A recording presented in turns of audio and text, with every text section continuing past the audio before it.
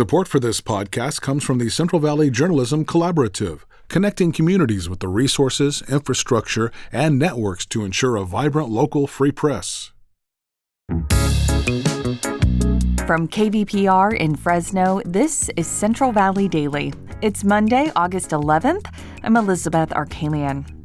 Federal budget cuts and a hiring freeze have put some Yosemite National Park workers in a tough position. Workers that I spoke with went anywhere from 1.5 weeks to as long as 6 weeks with no pay.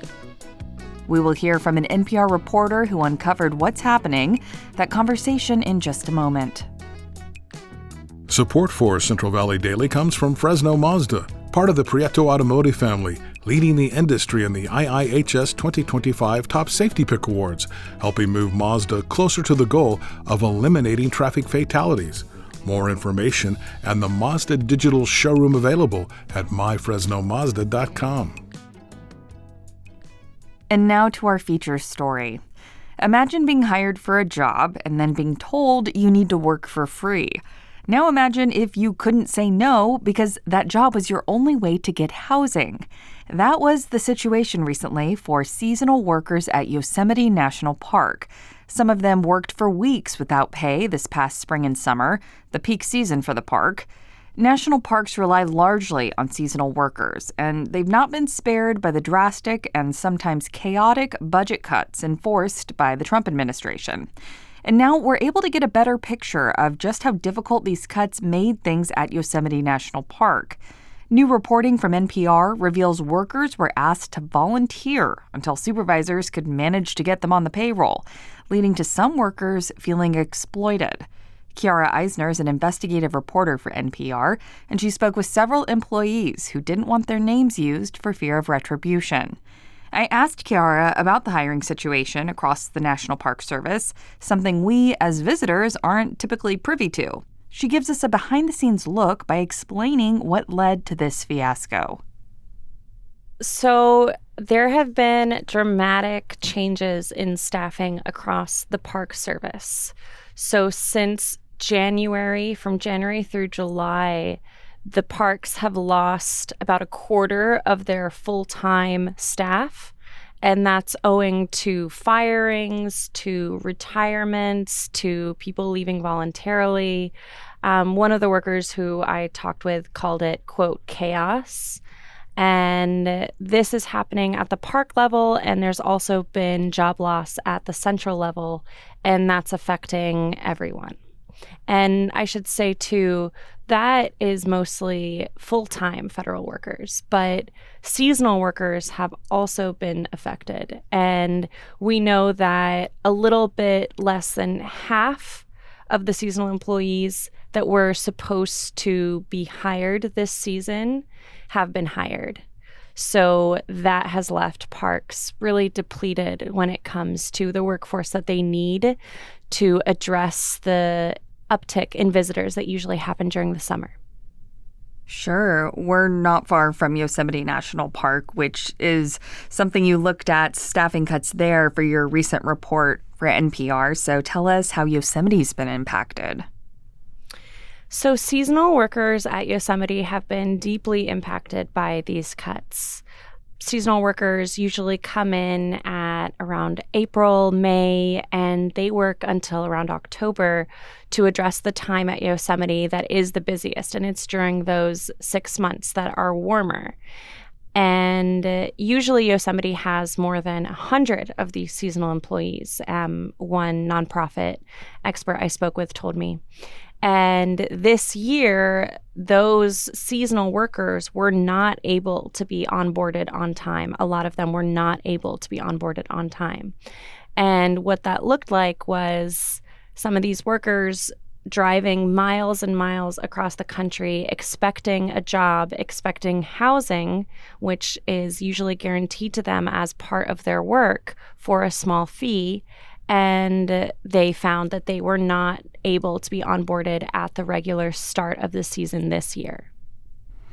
Which would be problematic. So I understand some of these workers went weeks without pay. How did they manage to get by?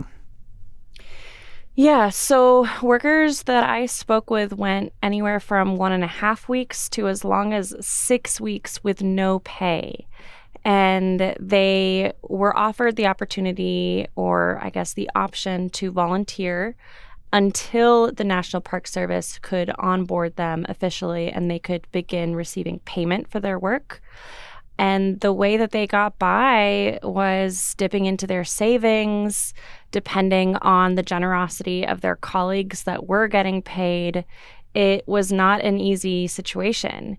And here's one seasonal worker who I spoke with. We have agreed not to share their name because they don't have permission to speak publicly about this. I was just in my savings. I probably used at least $1,000 in the 2 months for various both food and gas and car things and all that. Okay, one aspect of this whole situation really points to sort of the precarious nature of operations at Yosemite during these big federal changes. As you mentioned, some folks were working as volunteers. Tell us why that's significant and if it impacted operations.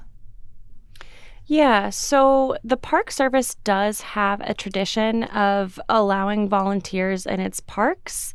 And at its best, the volunteer program does allow some people who aspire to have a career in public service but may not have experience working outside to have some of that experience and to get free housing. And it can also give the older community some purpose and some community, which is important as well. So it does cater to a diverse group of people who are interested in working in parks. But I should add that the Park Service is not supposed to let volunteers do jobs that they would typically be paid for. And that is very close to what happened here to seasonal workers in Yosemite. Although workers did tell me they were technically asked to do jobs that were in different divisions than the ones that they were originally hired for, this policy is in place to prevent the government from exploiting volunteers. And that is not how workers felt. They did not feel like they were protected in this case. They felt like they were taken advantage of by the federal government, some of them told me. And this is because they hadn't signed up to volunteer. They thought they were going to be paid. They were promised payment. And so they were working with no payment.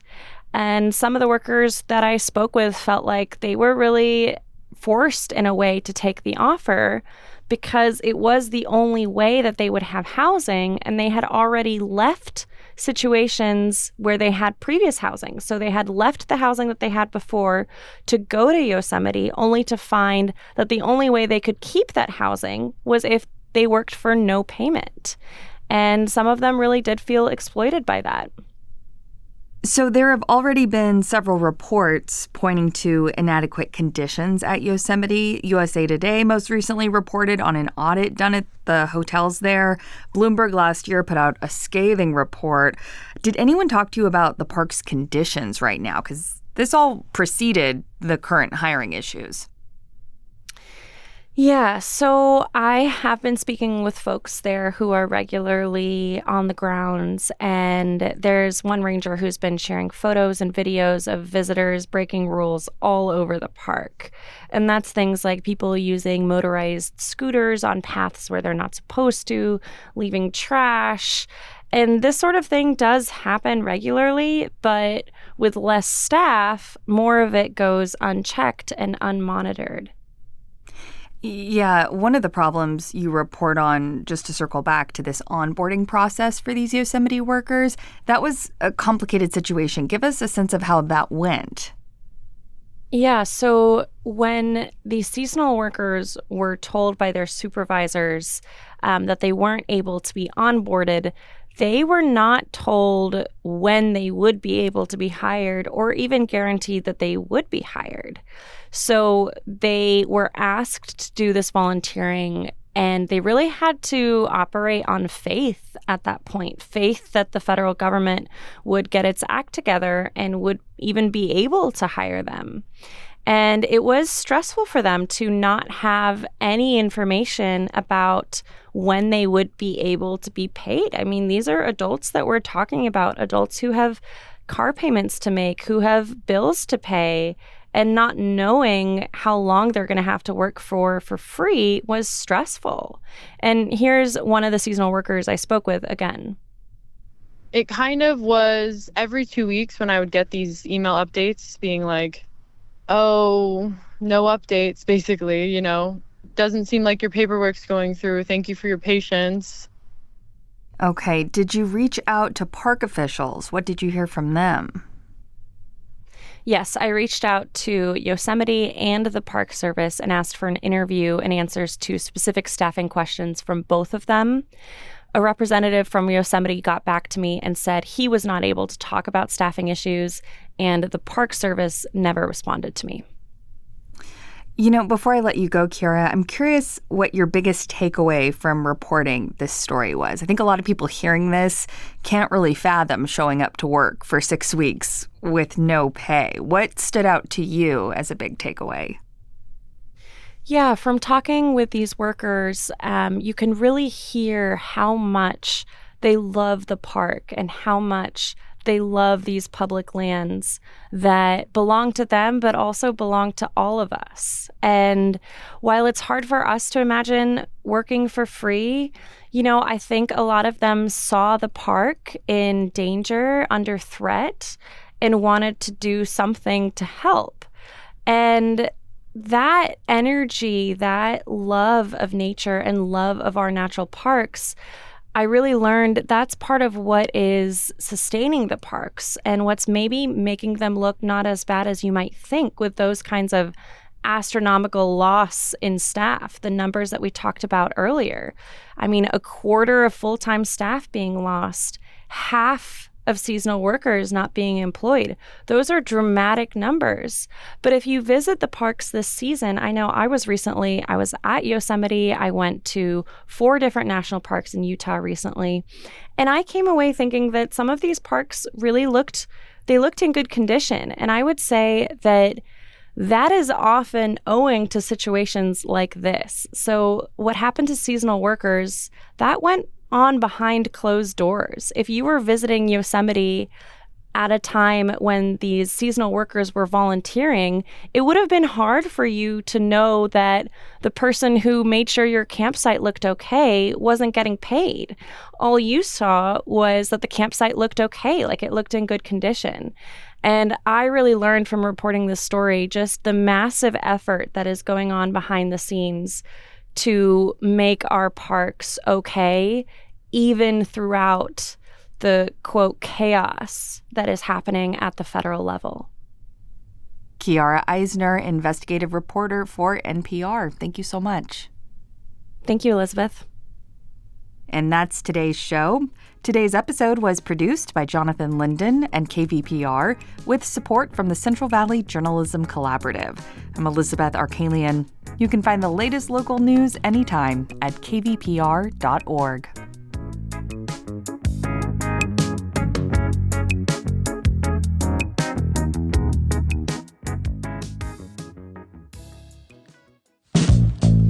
These days, there's so much news, it can be hard to keep up with what it all means for you, your family, and your community. The Consider This podcast from NPR features our award-winning journalism. 6 days a week, we bring you a deep dive on a news story and provide the context and analysis that helps you make sense of the news. We get behind the headlines. We get to the truth. Listen to the Consider This podcast from NPR.